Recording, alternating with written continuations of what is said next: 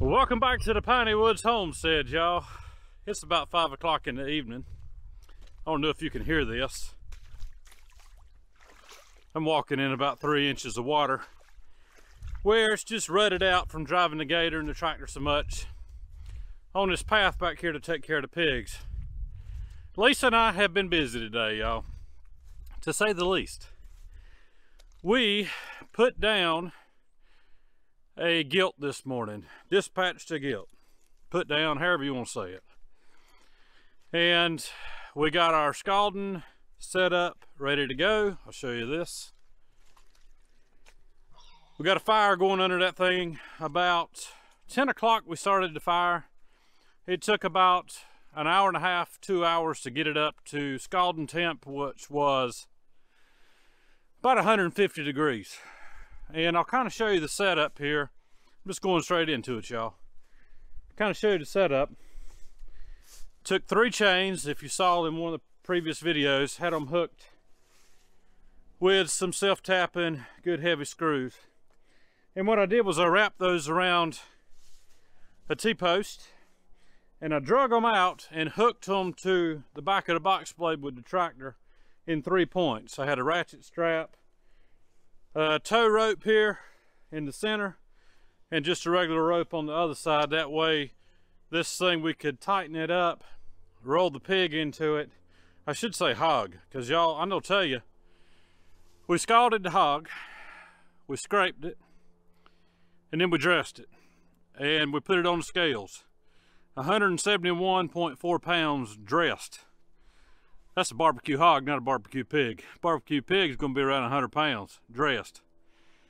So it's going to take a little while to cook this pig.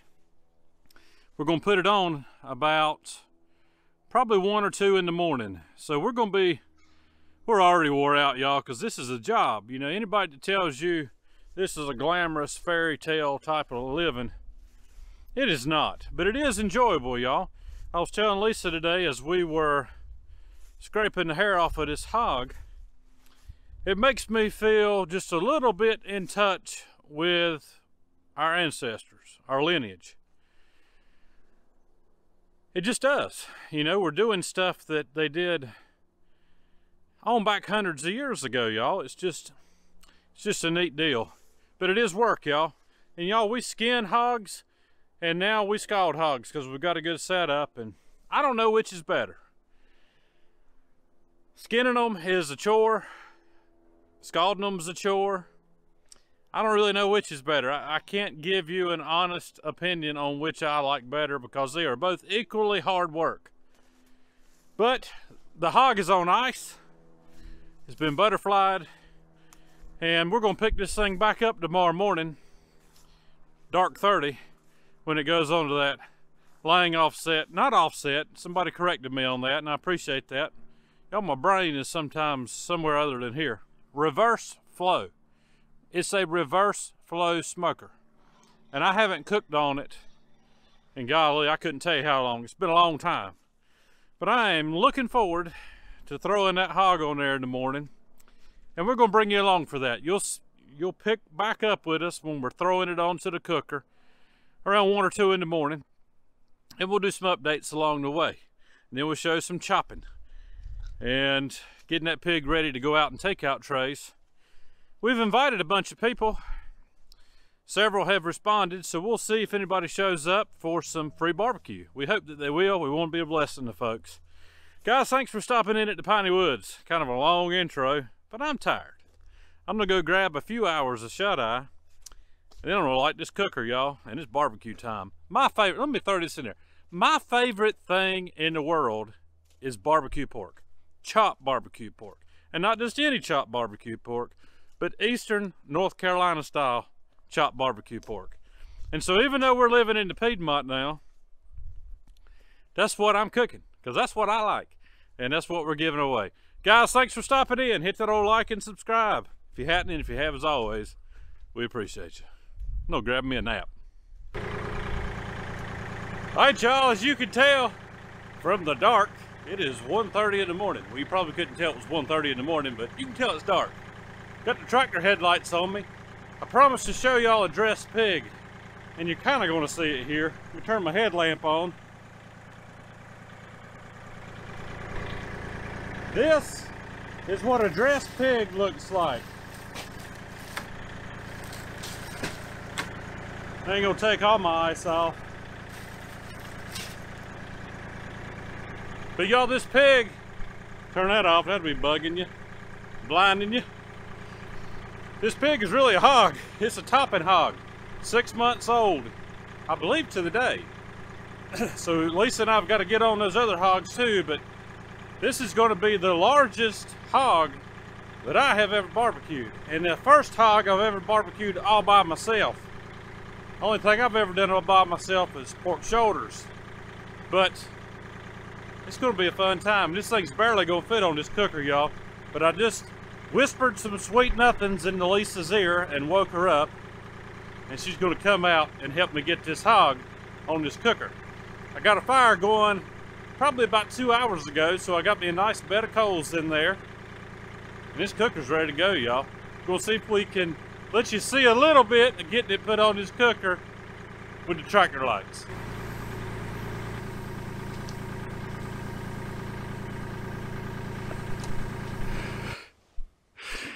This is like a bad, scary movie. So guys, I totally forgot to turn the camera on when we were loading this pig, but I'm gonna try to show you right now how it fits on this cooker. So bear with me.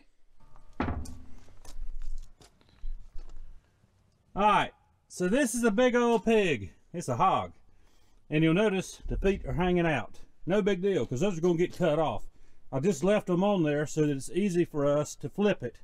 And we are gonna flip this pig in 3 to 4 hours when the internal temp is probably around 130 to 140 degrees. We'll flip this hog, get it on its back, and it'll cook the duration that way. Looking at probably a 12 to 13 hour cook.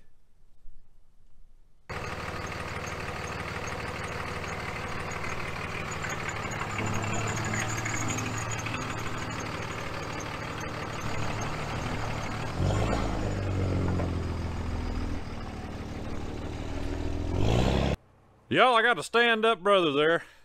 My brother Wesley texted me about 3 o'clock in the morning and said, I'm coming over there to help you flip that pig.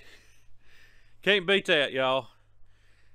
So I had to show off the front of his truck. Got a little Christmas decoration on it. Guys, I'm exhausted. Lisa and I both are. I apologize I didn't set the camera up when we flipped the pig. But as soon as it gets daylight, I'm going to show that thing off just a little bit better to you.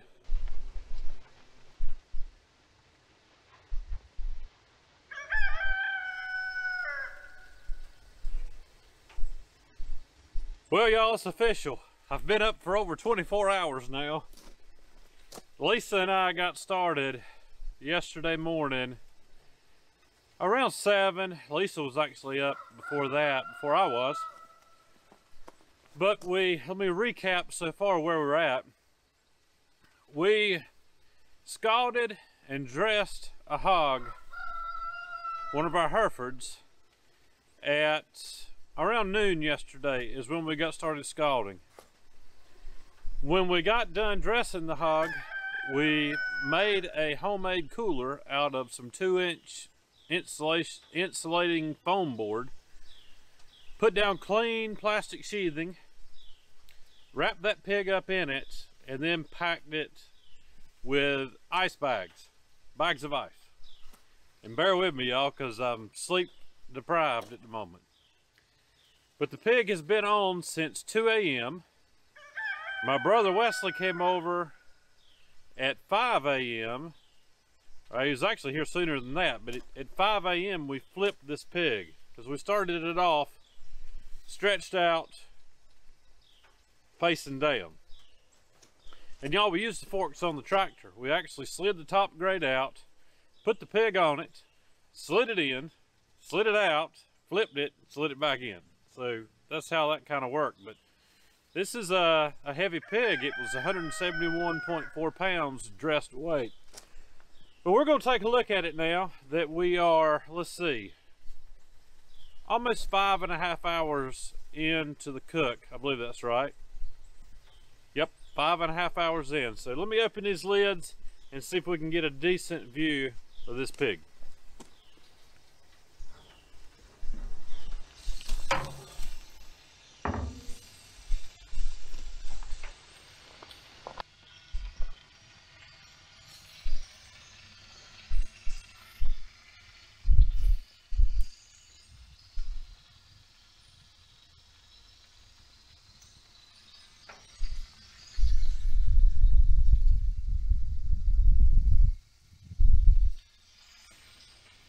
All right, y'all, that's your 5.5 hour update. We'll check back in on this pig in a few more hours or so. I've got a feeling it's going to be at least a 12-hour cook, because this is a good sized hog, y'all. But it's going to be some fine barbecue. And we're going to take you through the chopping of it, how we sauce it, all that good stuff. So guys, thanks for hanging in there. As the video quality, I'm sure, has not been great, especially at night. And we're sleep deprived, y'all. Lisa's had just a couple hours of sleep, and she's in there making homemade buns right now to send away with a few folks. So stick with us, y'all, and you're gonna see some mighty fine barbecue getting chopped here after a while. Y'all, while I sit here by this fire and keep warm, because it's 29 degrees currently, yesterday was a great day for dispatching this hog and getting it dressed, because the high here was in the really about the mid-40s. It never got too warm all day. So you always want to pick a cold day when you're going to do that. If you can keep it below 42 degrees outside temperature, that's when to do it. But y'all, a lot of good memories as I sit here. Lisa's been out here with me, my brother. A lot of good memories of cooking pigs growing up. And y'all, we did it, for the most part, the traditional way, which when I say traditional, that's for us. We would make a pit out of block on top of the ground and shovel coals out of wood burning barrels for that pig to get cooked. And most of those memories are of watching my dad do that. And this cooker just makes it quite a bit easier, to be honest. It takes way less wood. You end up with pretty much consistent barbecue from all the times that I've had barbecue off of it, and it's been a lot. And y'all, this cooker is actually, my brother George was telling me it's 20 years old. I had put 25 in one of the videos prior, but it's 20 years old. Still, roundabout, I was trying to recall from memory, and I was just a little bit off, but this is a neat cooker, y'all, and you can do more than hogs on it. You can do anything. It cooks one of the best steaks that I've had, that wood-fired steak. But if you really enjoy barbecuing and you have a really big family, then you might have a need for something like this. But the company is called Lang, and they're down in Georgia. They've got a website. You can check them out. It's definitely something that if you're going to buy, you're spending a lot of money on it, so you're going to want to make sure that you're going to be using it and it's not just sitting around not being used. But if you cook for big social events, church, things like that, it's a good thing to have, y'all. There's nothing like wood-cooked pork barbecue, or probably any kind of barbecue, really. But I'm going to sit here and stay warm. I've ran my mouth long enough, and we'll check on this hog here in a little while.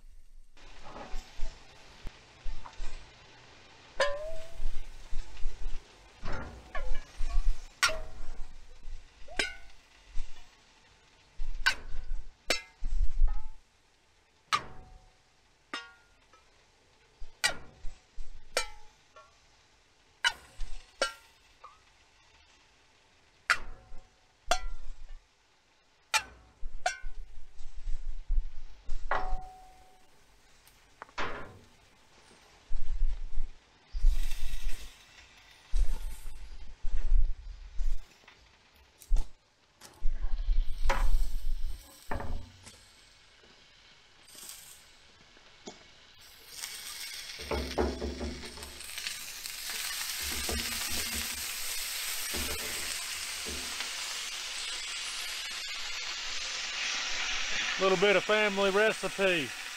Goes back to the early 1900s.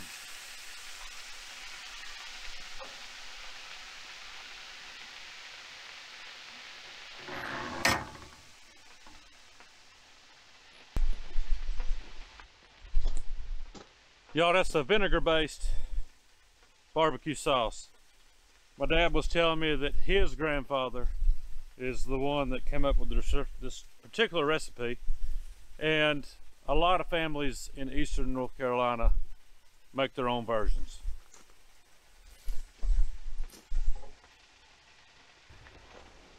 Now y'all, we almost getting ready to chop this barbecue, but let me tell you, some scraggly looking people showed up over here, so I'm gonna, probably gonna call the law. Hold up! That's Carolina Hill Country. Yes, it is. And that's my dad, Leonard, Charlie T. Leonard, It's Leonard. not Leonard. Don't let, he's pulling one. He throws them just crazy. And that's old Hank. If y'all have watched Carolina Hill Country, you've seen them at every single auction house from here to, I think, Mississippi. Yeah, Long ways. long ways. You can't outbid him. You know. He's got money. Plenty I have. have no money. I know get a loan before he's out of I here. have no money. You know, I just window shop. All right, guys, we're going to get back to it. Just had to get the camera on all these scraggly looking folks real quick, including myself.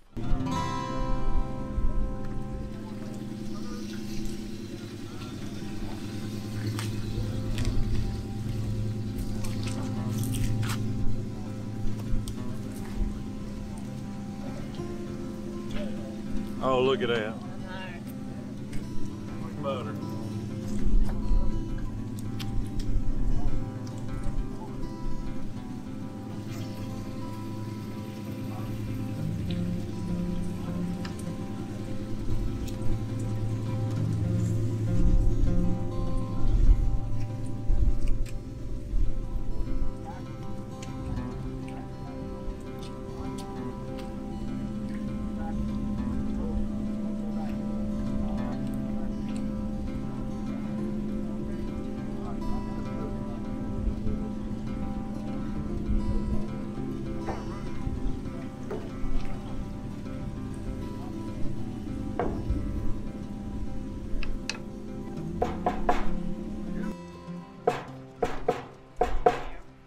Guys, that's gonna wrap it up for us at the Piney Woods. We're just gonna, we got a big job ahead of us getting all this chopped up. And let you have a little bird's eye view. That's some good barbecue pork. Have a good day and a great week. We'll see you on the next one.